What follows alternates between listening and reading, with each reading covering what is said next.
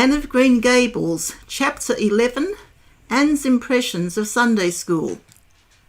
"Well, how do you like them?" said Marilla.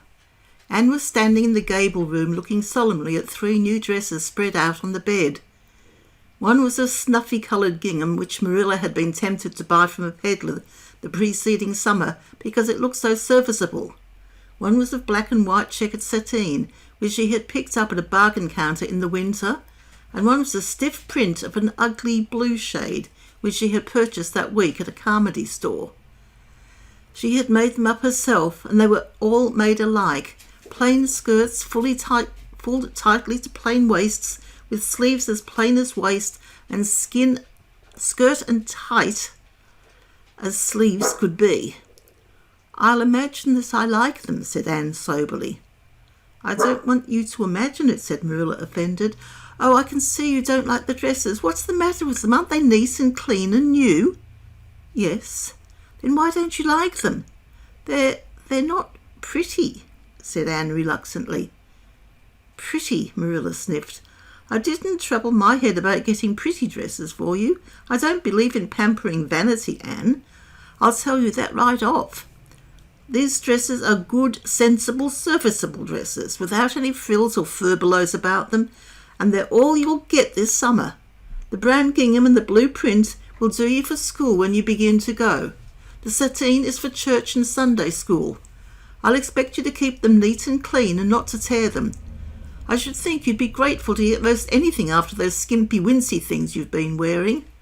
"Oh, I am grateful," protested Anne, "but I'd be ever so much gratefuller if you made just one of them with puffed sleeves.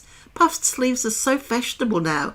It would give me such a thrill, Marilla, just to wear a dress with puffed sleeves." "Well, you'll have to do without your thrill. I hadn't any material to waste on puffed sleeves. I think they are ridiculous-looking things anyhow. I prefer the plain, sensible ones." "But I'd rather look ridiculous when everybody else does than plain and sensible all by myself," persisted Anne mournfully. "Trust you for that. Well, hang those dresses carefully up in your closet and then sit down and learn the Sunday school lesson. I got a quarterly from Mr. Bell for you, and you'll go to Sunday school tomorrow," said Marilla, disappearing downstairs in high dudgeon. Anne clasped her hands and looked at the dresses.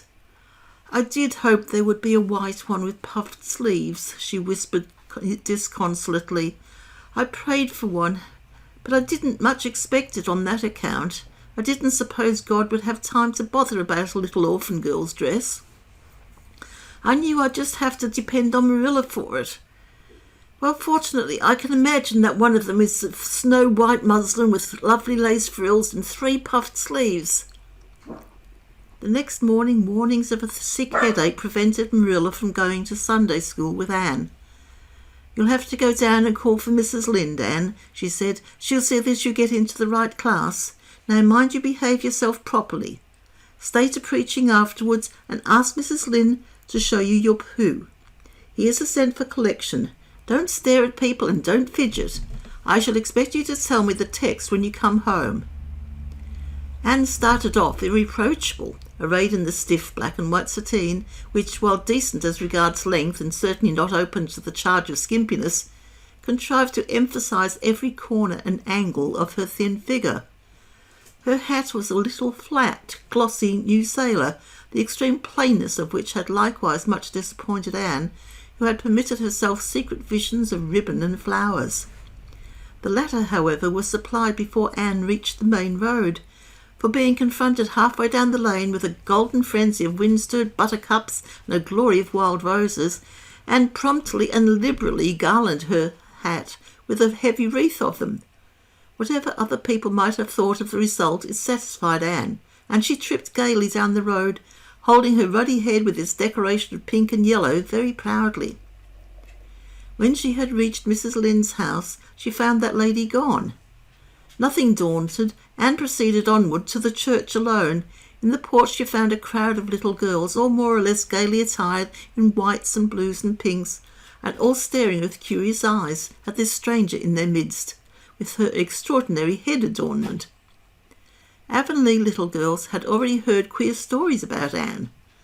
Mrs. Lynde said she had an awful temper, Jerry Buote, the hired boy at Green Gables, said she talked all the time to herself or to the trees and flowers like a crazy girl. They looked at her and whispered to each other behind their quarterlies. Nobody made any friendly advances. Then, all later on, when the opening exercises were over, and Anne found herself in Miss Rogerson's class. Miss Rogerson was a middle-aged lady who had taught a Sunday school class for 20 years. Her method of teaching was to ask the printed question from the quarterly and look sternly over its edge at the particular little girl she thought ought to answer the question. She looked very often at Anne, and Anne, thanks to Marilla's drilling, answered promptly. It may be questioned if she understood very much about either the question or the answer. She did not think she liked Miss Rogerson, and she felt very miserable. Every other little girl in the class had puffed sleeves. Anne felt that life was really not worth living without puffed sleeves. "Well, how did you like Sunday school?" Marilla wanted to know when Anne came home. Her wreath having faded, Anne had discarded it in the lane, so Marilla was spared the knowledge of that for a time. "I didn't like it a bit. It was horrid." "Anne Shirley," said Marilla rebukingly. Anne sat down on the rocker with a long sigh, kissed one of Bonnie's leaves, and waved her hand to a blossoming fuchsia. "They might have been lonesome while I was away," she explained. "And now about the Sunday school. I behaved well, just as you told me. Mrs. Lynde was gone, but I went right on myself. I went into the church with a lot of other little girls, and I sat in the corner of the pew by the window while the opening exercises went on. Mr. Bell made an awfully long prayer. I would have been dreadfully tired before he got through if I hadn't been sitting by that window. But it looked right out on the lake of shining waters, so I just gazed at that and imagined all sorts of splendid things." "You shouldn't have done anything of the sort. You should have listened to Mr. Bell." "But he wasn't talking to me," protested Anne. "He was talking to God, and he didn't seem to be very much interested in it either. I think he thought God was too far off, though." There was a long row of white birches hanging over the lake, and the sunshine fell down through them, way, way down deep into the water. Oh, Marilla, it was like a beautiful dream.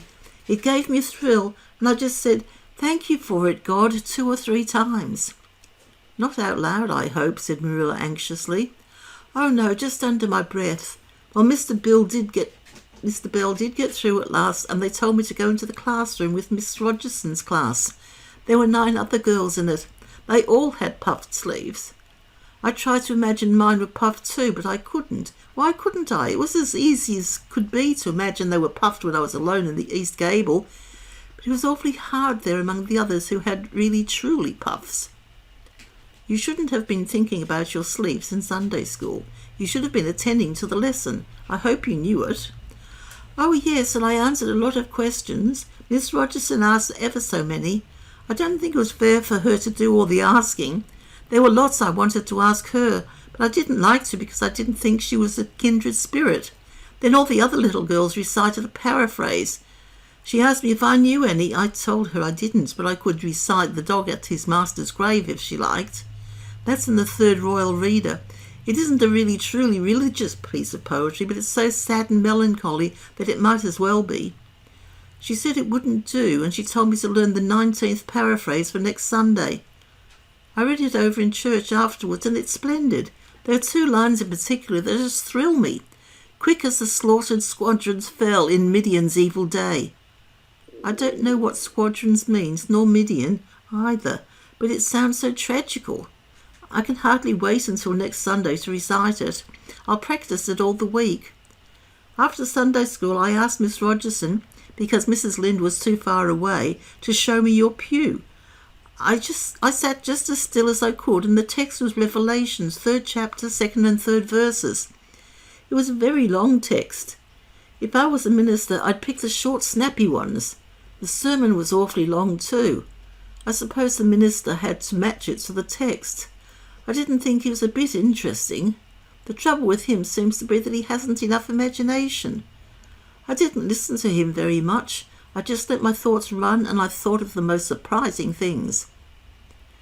Marilla felt helplessly that all this should be sternly reproved, but she was hampered by the undeniable fact that some of the things Anne had said especially about the minister's sermons and Mr. Bell's prayers, were what she herself had really thought deep down in her heart for years, but had never given expression to. It almost seemed to her that those secret, unuttered critical thoughts had suddenly taken visible and accusing shape and form in the person of this outspoken morsel of neglected humanity.